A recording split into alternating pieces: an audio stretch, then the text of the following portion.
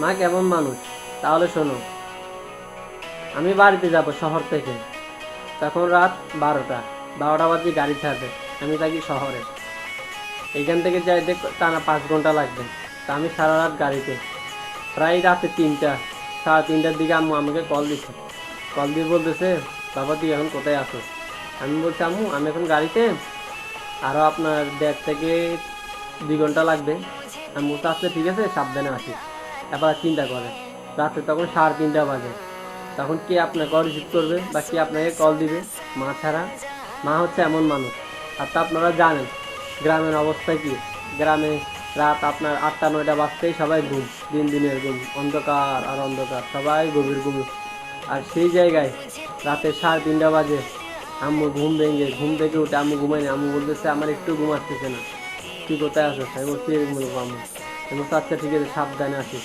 তারপর তো আমি 3:30 বাজে। এটাই হচ্ছে আম্মু, এটা হচ্ছে আম্মুর ভালোবাসা।